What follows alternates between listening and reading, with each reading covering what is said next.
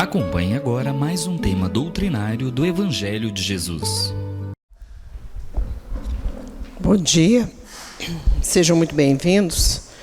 E por coincidência, diz que não existe coincidência nas coisas de Deus, nós vimos dois textos aqui, um falando sobre o lar, outro falando sobre criança, sobre família, e hoje é véspera do Dia das Mães. Na verdade, o Dia das Mães é todo dia, mas existe uma convenção social, comercial, sobretudo, que nos fala da importância do Dia das Mães. E hoje também é uma data muito especial para o cristianismo, sobretudo para os devotos de Maria Santíssima, porque comemora-se hoje em Fátima, em Portugal, os 100 anos da aparição de Nossa Senhora de Fátima. A Nossa Senhora é só uma, ela vai tomando determinados nomes de acordo com os lugares onde ela se apresenta ou a circunstância, a situação em que aquelas pessoas estão vivendo e evocam o nome de Maria Santíssima, e daí ela, determinadas denominações dela são em decorrência desses fatos ou dessas cidades. Então, hoje, centenário de Fátima, e nos remete também à doutrina espírita, porque se houve aparição, houve mediunidade. Então, houve uma manifestação mediúnica em Fátima. Aliás, foram várias manifestações, porque ela não se manifestou somente uma vez, foram várias vezes que ela foi manifestando ali naquela região. E hoje, então, a comunidade mariana comemora os 100 anos da aparição de Fátima. Mas, quando nós falamos em Nossa Senhora, a gente tem que se lembrar também do nosso Mestre Jesus, seu Filho amado, governador espiritual do planeta Terra, o nosso guia e modelo, segundo a informação trazida na questão 625 do Livro dos Espíritos. E Jesus nasceu, viveu e morreu como judeu. Temos falado sempre que ele era judeu. E como judeu que era, ele observava toda a legislação judaica. E dentre essas legislações judaicas, que a gente sabe que são 613 artigos de lei, que estão ali inseridos nos 5 primeiros livros da Bíblia, dentre essa legislação, não precisa ficar preocupado que a gente não vai citar 613 artigos de lei, mesmo que a gente não sabe. Mas dentre esses, todo o processo de legislação trazida por Moisés, que é a base da justiça do mundo, estão os 10 mandamentos.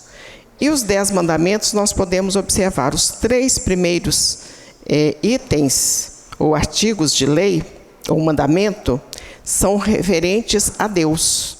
Os 3 primeiros. Quando ele inaugura o 4º mandamento, e todos os demais vão ser referentes a terceiros, a próximo, ele inaugura com honrar pai e mãe. Esta é a determinação trazida pela legislação mosaica, a honrar pai e mãe. Jesus foi além do honrar, ele foi obediente a Maria Santíssima. Tanto que nós sabemos que o primeiro ato público de Jesus foi em obediência a Maria Santíssima. Ele estava em uma festa de casamento. O vinho tinha um significado muito especial para o judeu, não no sentido do vício, não no sentido das questões etílicas, mas era no sentido da fartura. Então, o vinho era necessário, tanto que em todas as comemorações, em todos os momentos, e ele fala partir o pão, compartilhar o vinho era necessário. E aí, quando aquele vinho acaba, Maria Santíssima solicita a ele, pede a ele, e ele então transforma a água em vinho. Foi o primeiro ato de Jesus em obediência a Maria Santíssima. E em muitos outros momentos nós vamos ver nos textos evangélicos a presença dele nas reuniões familiares. Ele reunia os apóstolos para comungar o pão e o vinho. Ele frequentava a casa de algumas pessoas mais próximas a ele, como os irmãos de Betânia, Marta, Maria e Lázaro. Ele foi à casa de Zaqueu. Ele procurava as pessoas com mais dificuldade existencial, mais equivocada, para participar daqueles momentos familiares. Ele frequentou a casa de Pedro por diversas vezes. Existe um livro que se chama Jesus no Lar e vai nos trazer muitas informações do Neo Lúcio, pelo Chico. É um livro fino, mas vai nos trazer muitas informações dos cultos que Jesus fazia no lar daqueles apóstolos, daquelas pessoas que eram mais próximas a ele. Então, todo o período de vida de Jesus, ele teve essa dedicação. O período público e, com certeza, também o período que não era público, porque a gente tem a informação que ele era muito dedicado à profissão do pai, que no caso era um carpinteiro, que na verdade a gente imagina que não era carpinteiro, porque lá não tem árvore, mas nos textos está escrito que ele era um carpinteiro. E o último ato público de Jesus, ou os últimos atos públicos dele, foi pedindo a Deus que perdoasse aqueles que não sabiam o que estava fazendo. Portanto, ele, embora estivesse num grande sofrimento, ele estava se preocupando com terceiros, com aquelas pessoas, com aquela turba que lá estava. Mas ele ainda fez mais. Ele, vendo que João Evangelista, que era o discípulo jovem, o adolescente, que Jesus tinha uma grande afinidade, dedicação a ele. João Evangelista depois reencarna como Francisco de Assis. Então, ele vendo que João Evangelista estava ali próximo, ele diz aí: filho, eis aí a tua mãe, dirigindo-se a Maria Santíssima. Mãe, eis aí o teu filho. Uma das últimas palavras de Jesus, conclamando João Evangelista a cuidar de Maria Santíssima. E Maria Santíssima também a cuidar de João Evangelista, no sentido familiar, da importância da família. Passaram-se os anos, e 2, 3 anos depois do retorno de Jesus ao plano espiritual, lembrando que ele se manifestou várias vezes para os apóstolos, na estrada de Emaús, para aquelas mulheres que estavam à beira do sepulcro. Depois de um tempo, Maria Santíssima já havia visitado todos os parentes que moravam naquela região, Betsaida. Eles vão para uma cidade, a cidade de Éfeso. Hoje a cidade de Éfeso é praticamente uma ruína, mas foi a segunda maior cidade mais importante do Império Romano. Hoje ela fica na Turquia. E lá em Éfeso, João e Maria Santíssima começaram o trabalho da divulgação do Evangelho, de acalentar as pessoas, de curar as pessoas. Foi um trabalho intenso que eles fizeram naquela região. E num determinado momento, que muitos transeuntes, muitas pessoas passavam por ali em busca do conforto, chegou um leproso.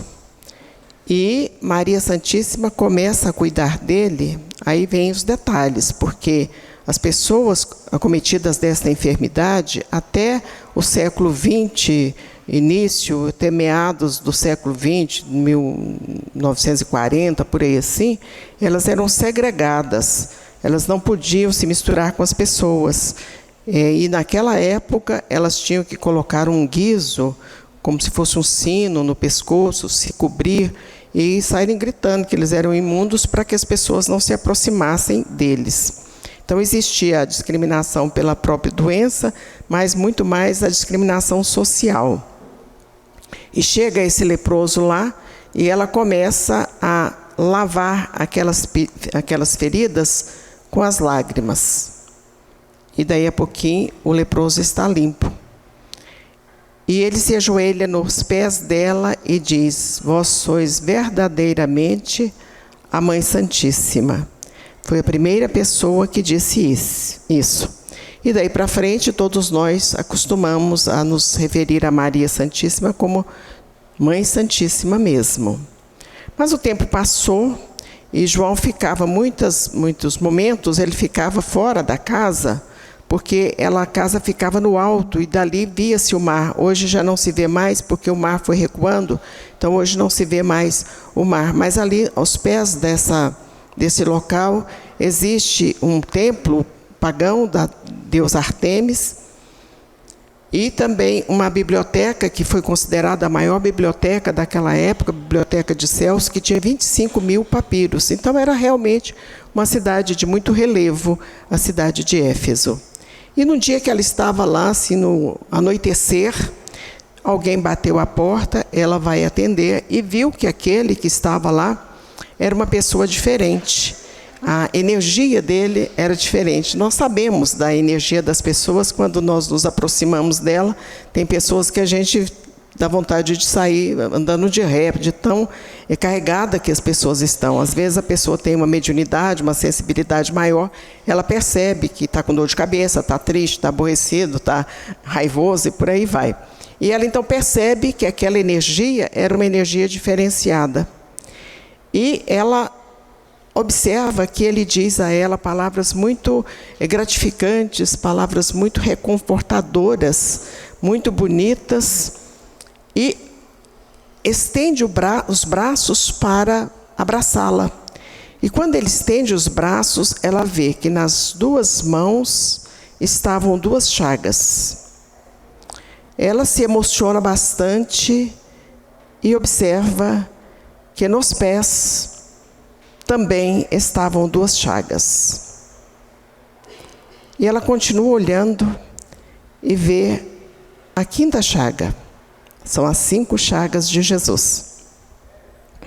E ele então a abraça e diz a ela assim: venho em nome do meu Pai te convidar para ser no céu a rainha dos anjos.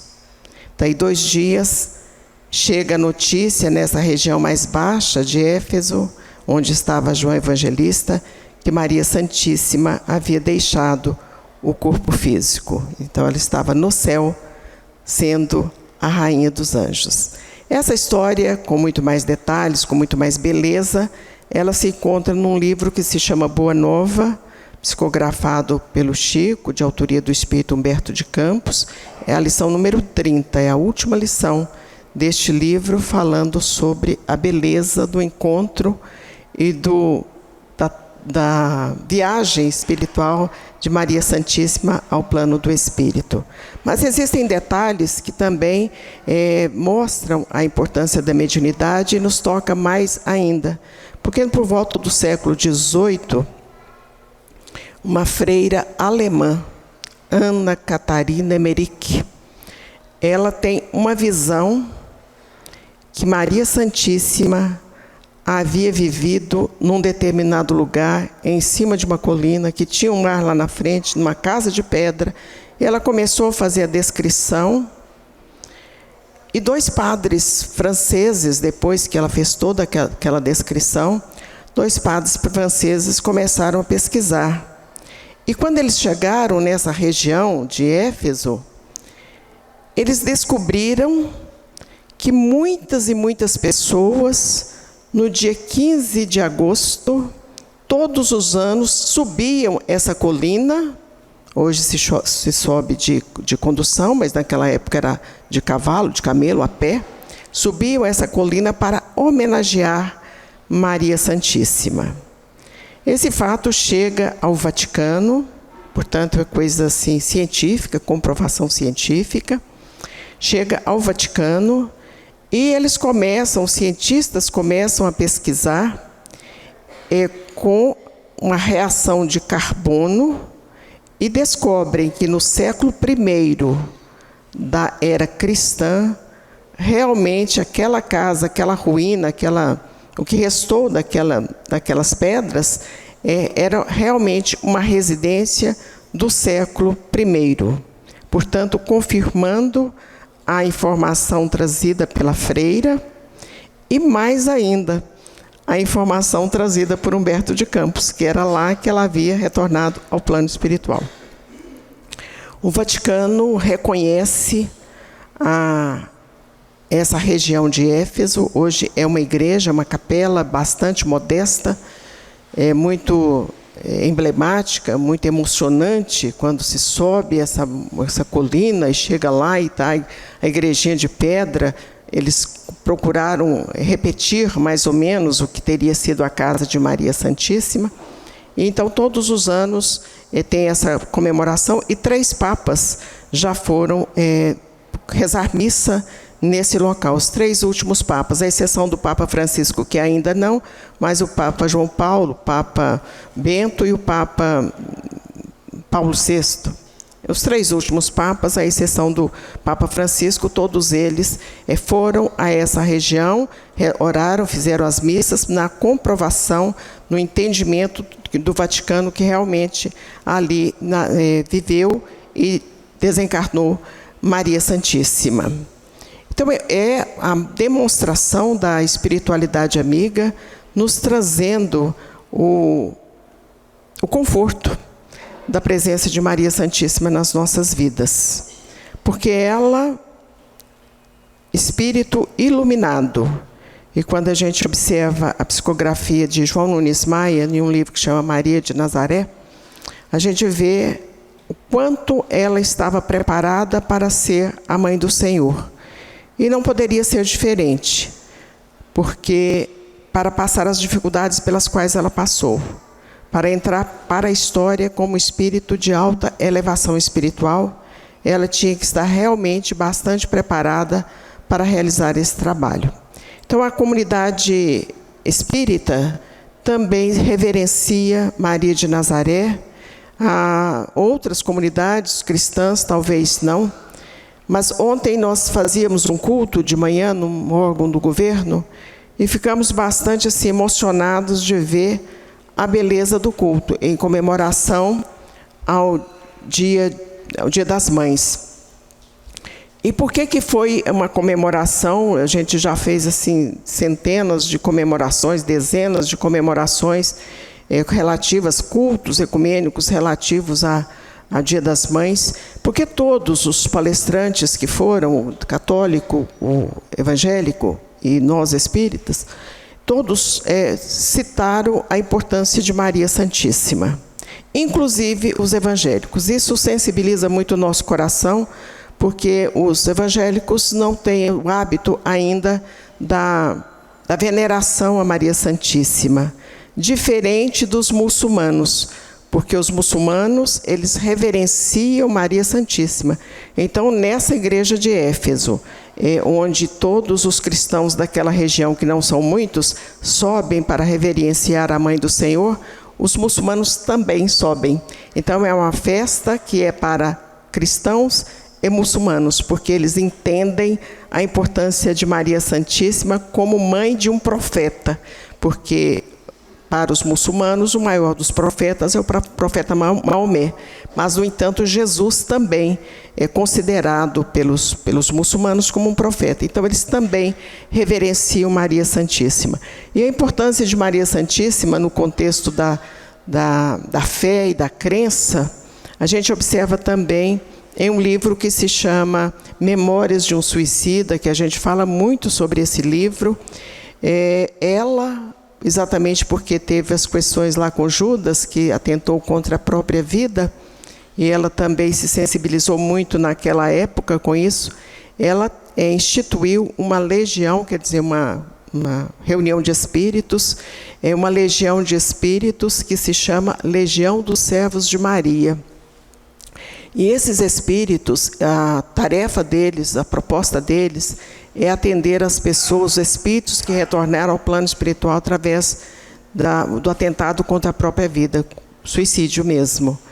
E quando ela chega, ou quando essa legião chega, eles determinam que aquelas pessoas, aqueles espíritos que estão naquele sofrimento atroz, sejam imediatamente reencarnados, encaminhados para a reencarnação.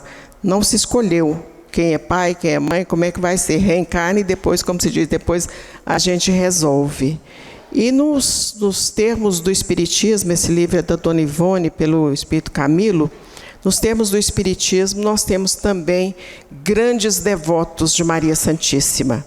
Professor Eurípides, que falamos muito sobre ele esses dias, porque dia 1º de maio era aniversário dele, ele tinha verdadeira veneração por Maria Santíssima.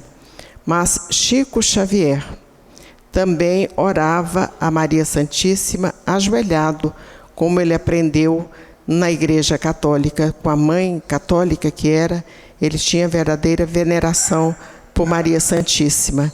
E é dele um poema que ele recebeu, que está no livro Parnaso, que o Júnior canta muito bonito, o doutor Ailton também, aquele que diz assim, vamos ver se eu lembro, né? Ave Maria Senhora, do amor que ampara e redime, ai do mundo se não fora a vossa missão sublime. Então, quando a gente vê a missão sublime de Maria Santíssima, nós nos curvamos em oração para homenageá-la, mas para homenagear também as mães. E mães nós temos que entender, aquelas que cuidaram dos filhos, aquelas que já retornaram ao plano espiritual, os pais que são pais que cuidam dos filhos, as mães que cuidam de outros filhos, as mães cujos corações estão saudosos porque os seus filhos retornaram ao plano espiritual. Qualquer que seja a situação, confiemos que Maria Santíssima nos abençoa a todos, porque sendo mãe do Salvador, é nossa mãe também. Que ela nos abençoe, nos ampare e nos proteja. Muita paz. Zé Rodrigues.